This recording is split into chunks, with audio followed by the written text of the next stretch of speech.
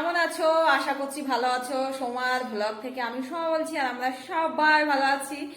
তো আজকে ব্লগটা স্টার্ট করলাম, এখন বাজে একদম 12টা বাজে, একেবারে একদম 12টা।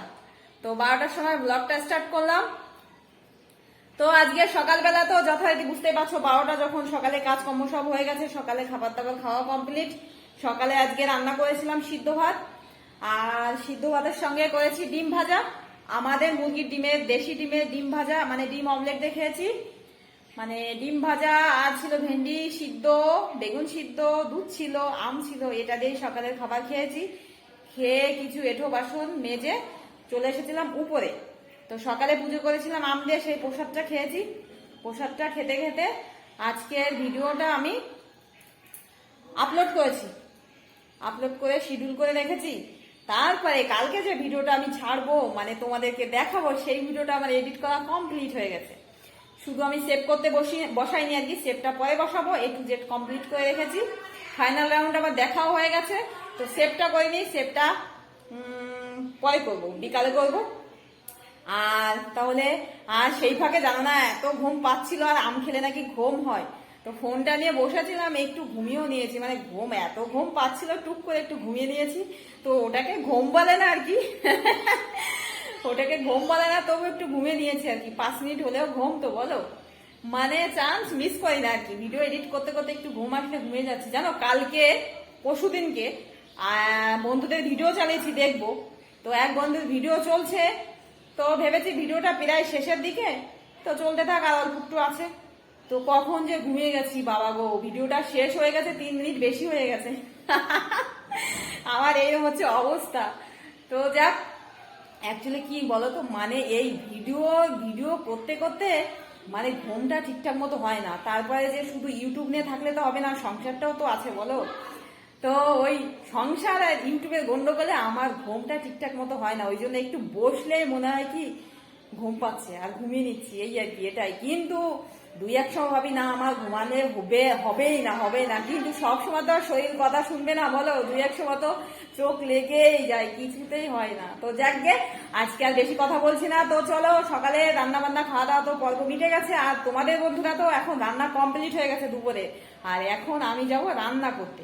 তো আজকে আবার বাবা বাড়ি নেই, বাবা গেছে, বাবার কীর্তন আছে, কীর্তনে গেছে। কীর্তনে কালকে যাওয়ার কথা ছিল বাবা, রাত্রিবেলা সন্ধ্যাবেলা উদ্বোধন ছিল, সন্ধ্যার থেকে যাওয়ার কথা ছিল। সন্ধ্যাবেলা বাবা যায়নি বলে সকালবেলা বাবাকে মোটর সাইকেল নিয়ে গেছে। তো যে কাকু নিতে এসেছিল, ওই কাকু বলছে বাবা ছাড়া অনুষ্ঠান বৃথা। বাবা এত বয়স হয়েছে, সেইভাবে বাবা এখন গান করে না, কষ্ট হয়ে যায় সুর তুলতে। তবু সেই কাকু বলছে বাবা ওখানে বসে থাকলেও অনুষ্ঠান সুন্দর হয় আর কি।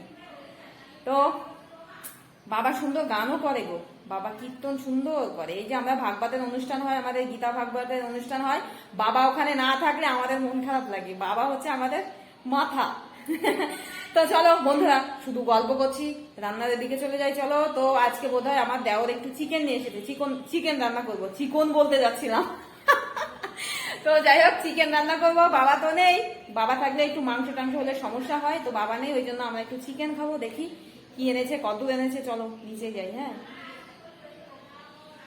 এই দেখো চলে আসলাম নিচে। তো এই যে আমার দেওর গেছিল বাজারে, এই যে কাঁচা লঙ্কা নিয়ে এসেছে।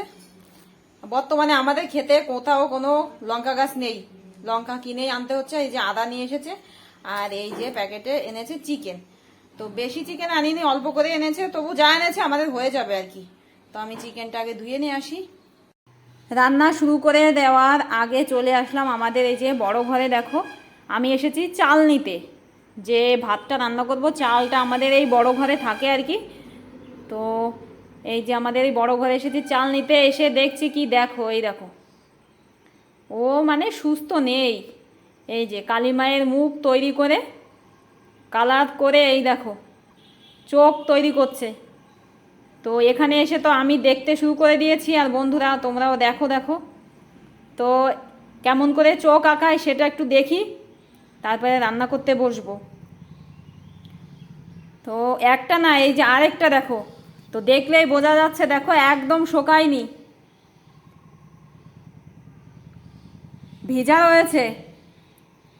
সেই কালী মায়ের প্রতিমা, মানে মুখে এই যে কালার করছে, দেখো শুকায়নি তাও করছে, হাতে গুলে নিয়েছে আর বসে নিয়েছে এখানে ফ্যান চালিয়ে, আর ওর পাশে মা ঘুমাচ্ছে।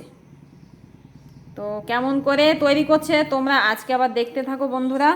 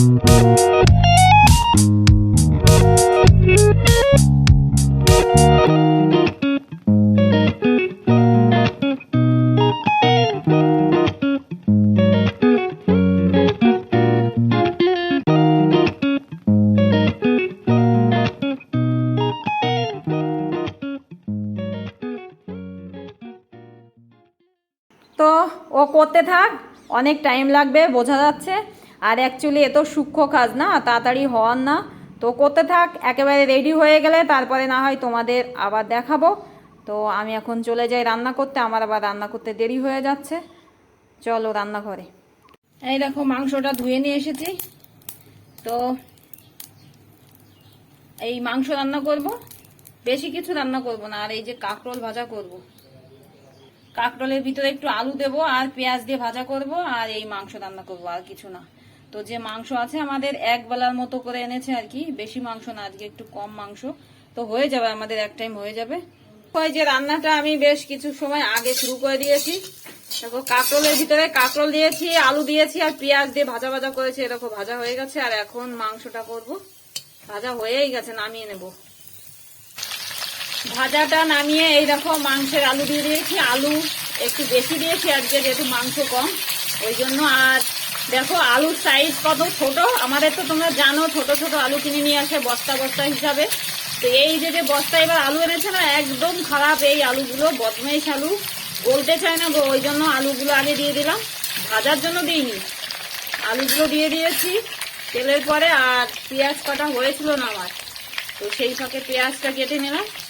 আর এই দেখো মাংসের ভিতরে সব রকম মশলা দিয়ে দিয়েছি, লঙ্কা বাদে, রেডিমেড। লঙ্কাটা এখনো দিইনি, লবণ হলুদও কিছু দিইনি। আলুটা খুব শক্ত থাকে, কিছুতেই গলতে চায় না, ওই জন্য আলুগুলো একটু আগে দিলাম বরং। একটু লঙ্কাটা দিয়ে দিই, আজকে আর গোলমরিচ দিইনি আর কি, গোলমরিচ গুলো দিলে না কালার খারাপ হয়ে যাচ্ছে। লবণ আর হলুদটা দিয়ে দেবো, লবণ আর হলুদও দিয়ে দিলাম। তো এইভাবেও রেডিমেড ভাবে মাংস রান্না করেও কিন্তু ভালো লাগে খেতে। এর আগের দিন যে রান্না করেছিলাম মাংসটা হেভি টেস্ট হয়েছিল। তো কষাবো তো অনেকক্ষণ ধরে,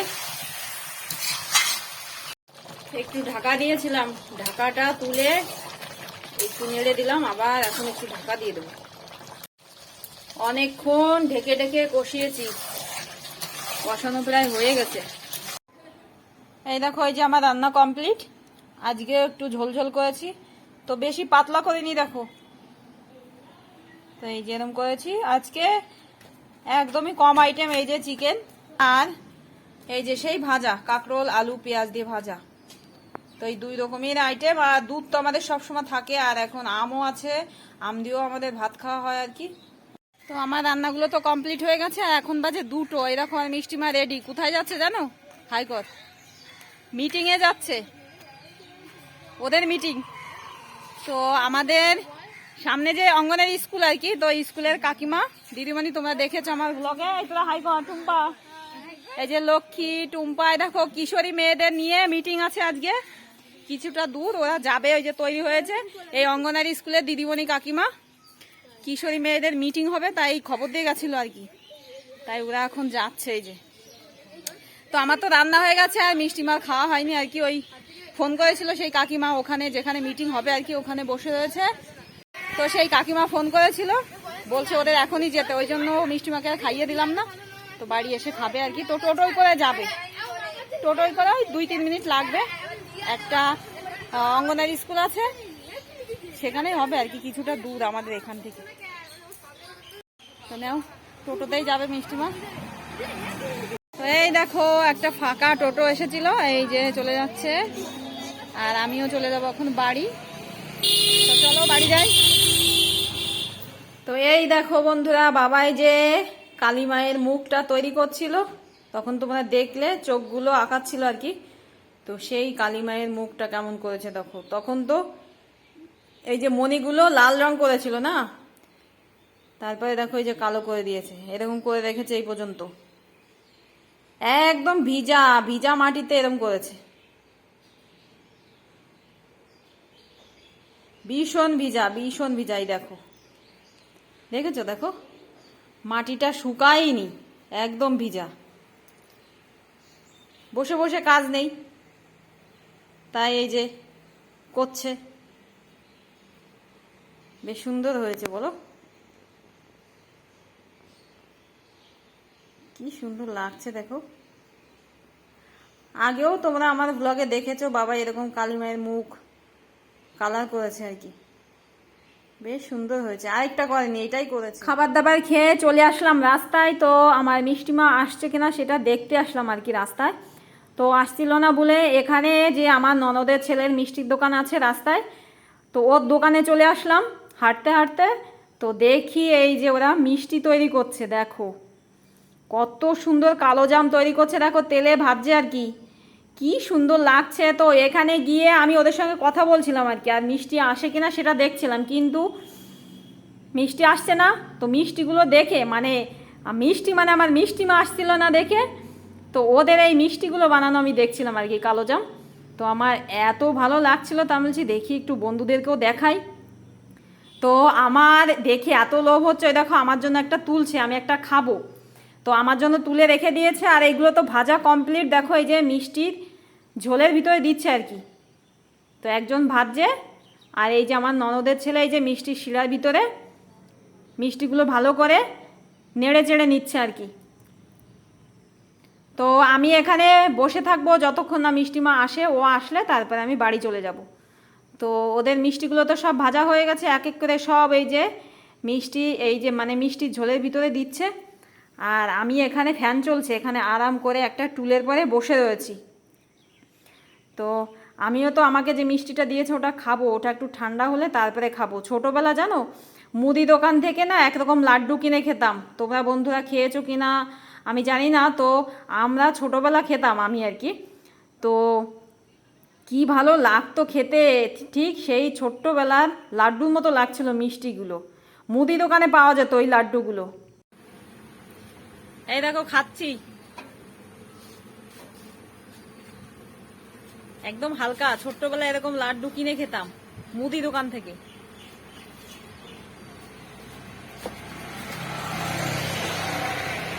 তো ওরা তো মিষ্টির ঝোলের ভিতরে দিয়ে দিয়েছে আর কি, মিষ্টির শিরার ভিতরে। তো আমি দেওয়ার আগে একটা নিয়েছি।